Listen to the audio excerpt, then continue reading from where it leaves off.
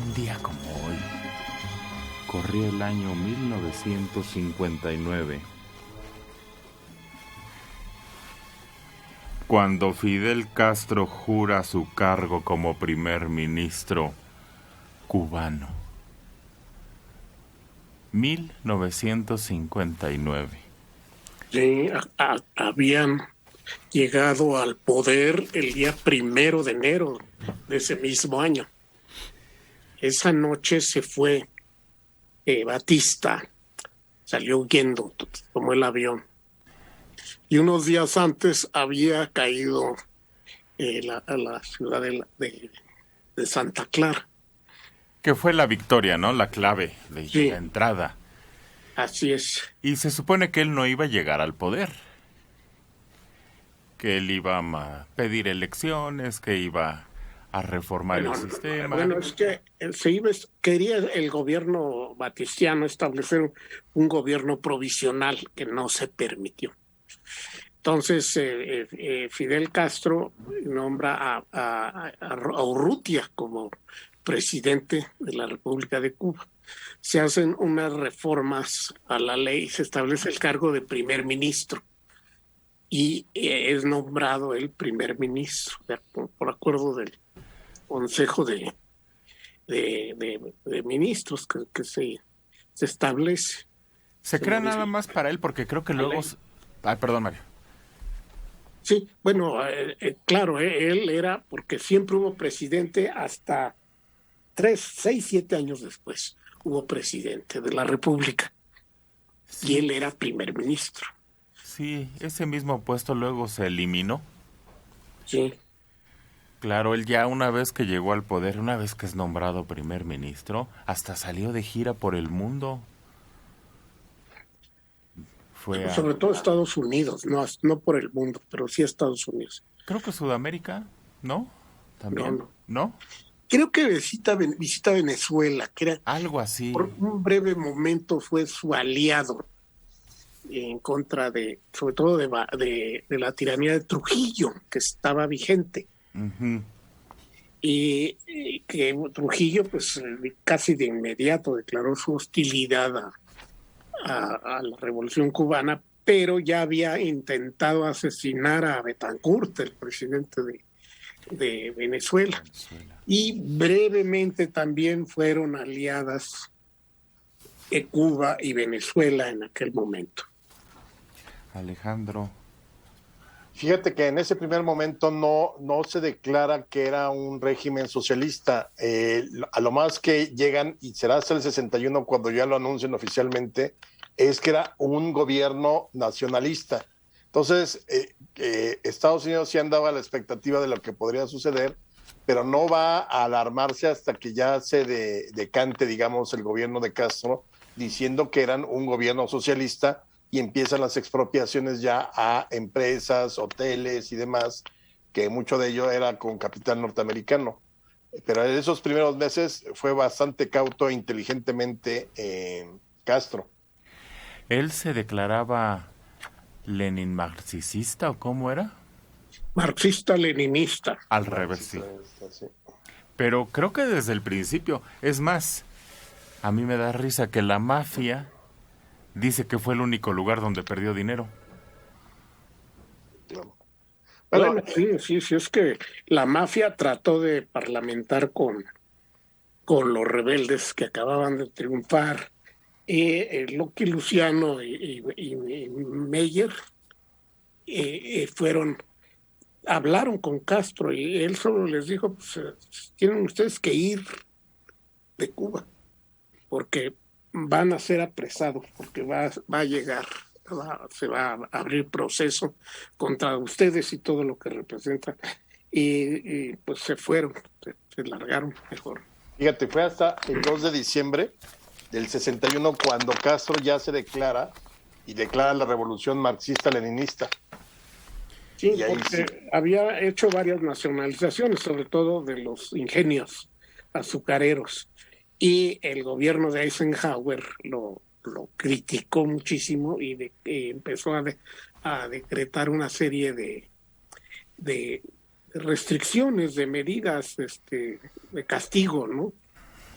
Todavía no un bloqueo, pero sí sanciones sí llegó, se establecieron y se empezó a fomentar que ministros de su gobierno, miembros de su gobierno, huyeran a Estados Unidos. Hay el ministro de Aviación huye a finales de 59, huye a Florida.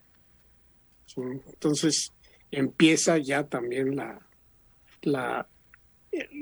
pues la partición, la separación de los revolucionarios que no eran socialistas o comunistas.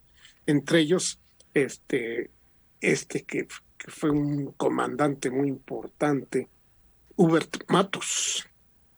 Hubert Matos es despojado de su mando de tropas y arrestado, pues creo que ya a inicios de 1960, y se lleva a cabo su juicio.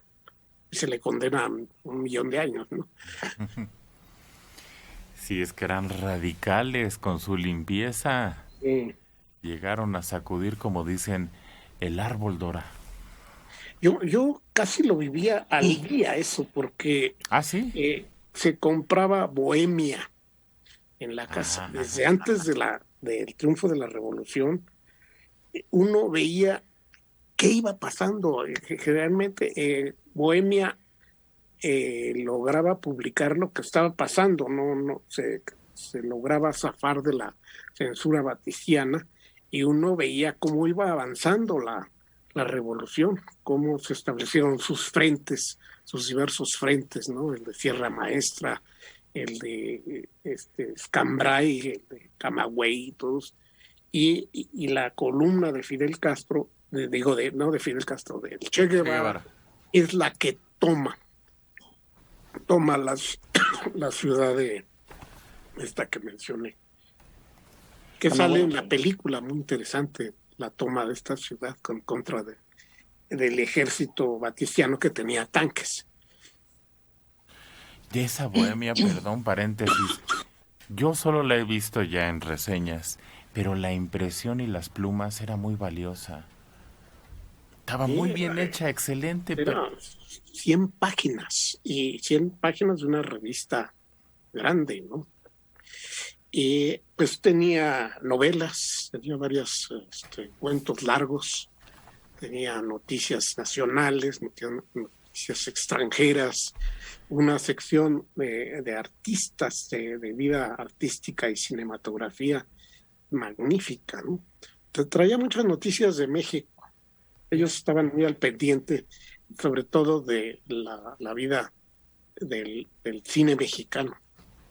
Que era el que iban mucho los mexicanos a Cuba, ¿no?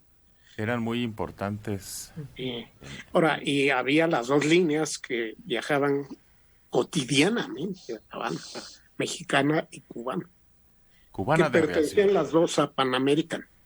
Sí. Cubana de aviación. Sí, cubana de aviación.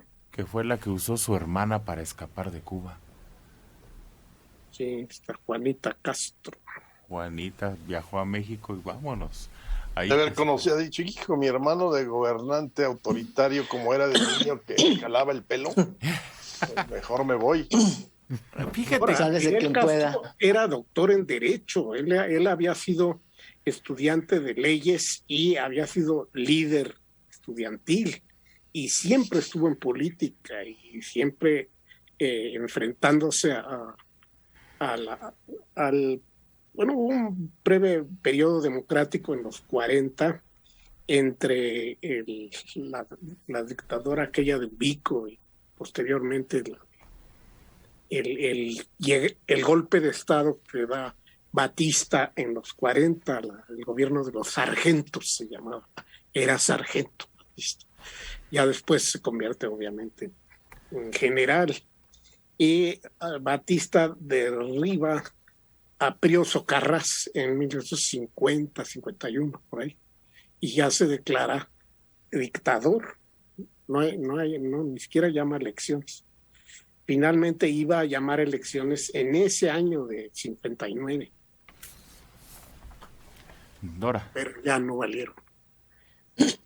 Escuchándolos hoy a la distancia y tratando de recuperar algunas cosas que viví en la época, yo no sé si ver la revolución como algo muy romántico o como algo muy impulsivo, sin reflexión, sin nada, comparando con la tecnología y las armas que hay hoy en día. Sin embargo, el espíritu de lucha que tuvo Fidel Castro a lo largo de su vida, como lo mencionó Mario ahorita, como líder de siempre, y el pensar que iba a lograr un cambio verdadero, fue lo que lo impulsa todo esto. Dicen que este juramento que hizo hoy hace 60 y tantos años, 65 creo que mencionaron, sigue vigente, pero que además a través de sus frases a lo largo de la historia y en sus discursos que duraban 300 horas o 6, 8 horas, han quedado estas frases. Rescaté algunas, bueno, desde luego, patria o muerte. Voy bien, Camilo. Decían que era una de las frases recurrentes que él tenía cuando estaba junto a él. Hasta que lo quitó. Pues claro. No lo tanto se mató Camilo en un accidente de aviación. Era tan cercano a él como el Che Guevara. No había ninguna necesidad. Que ideológicamente eran totalmente consistentes. A mí nunca. La gente lo quería mucho. El dolor de Fidel y de los próximos ante la muerte de Camilo fue, tremendo. Y siguió su hermano, ¿cómo se llamaba? Osmani, ¿no? Osmani Cienfuegos, sigue en el gobierno cubano. Nada, no, en aquel momento ni los peores enemigos de Castro sospecharon. Eso ha sido posterior, cuando se le empezó a atribuir una serie de cosas, pero no había ningún motivo, porque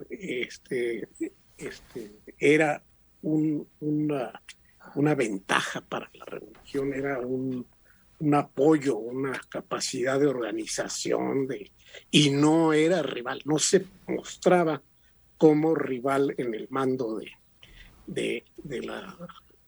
mando supremo de la revolución. Era otra de las frases que lo caracterizaba, o bueno, que mencionó él antes de la revolución fue: si salgo, llego; si llego, entro; y si entro, triunfo. ¿Voy bien, Camilo? En otro discurso mencionó, y fue recurrente, ¿qué pediría yo? Que sean todos como el Che.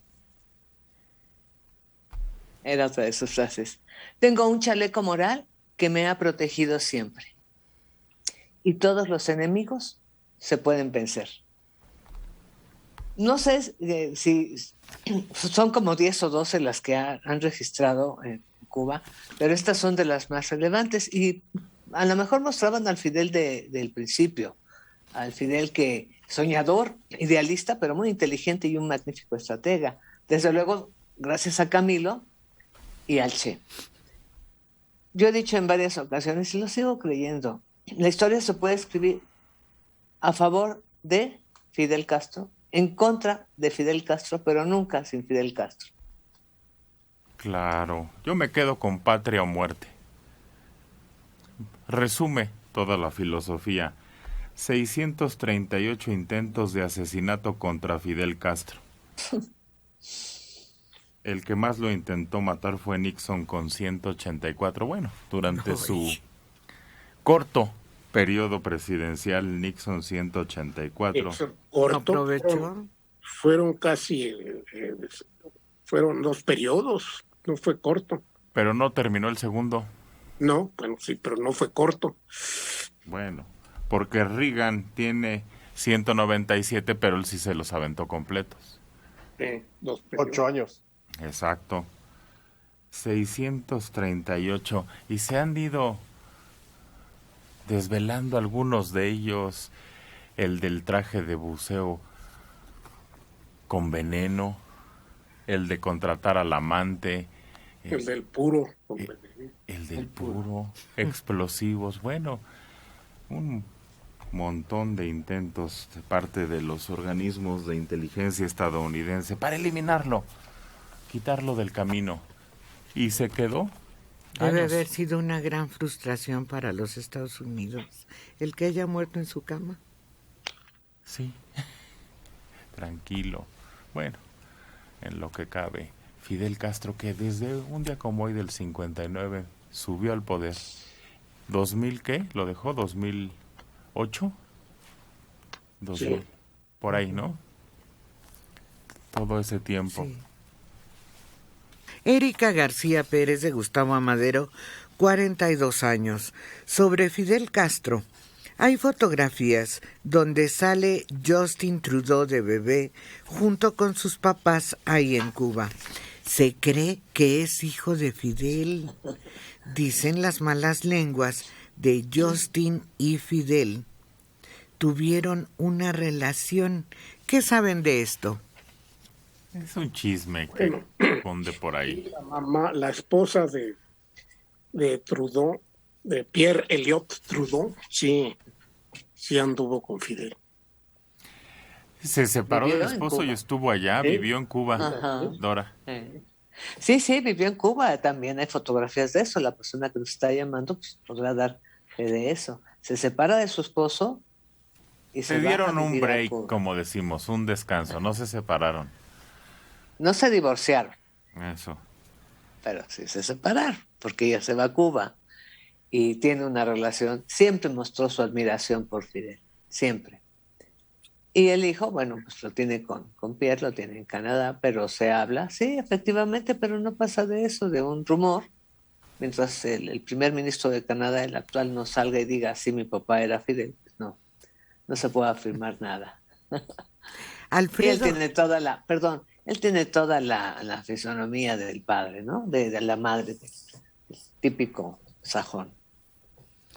Alfredo Ibarra Arroyo Venustiano Carranza, 71 años, sobre Cuba. ¿Ya vieron el documental Cuba Libre en Netflix? A mí me gustó mucho. No, yo no. Hay varios, pero el más interesante es de un norteamericano que la visita cada año. No cada año, pero sí periódicamente, y visita a las mismas familias en Cuba, pero desde hace muchos años más. Entonces, uno puede ver la evolución de la vida y la situación de los cubanos, pero ya de agricultores y trabajadores de la ciudad. Víctor Franco, doctora, se ve usted muy bien con ese corte de pelo. Gracias, Víctor.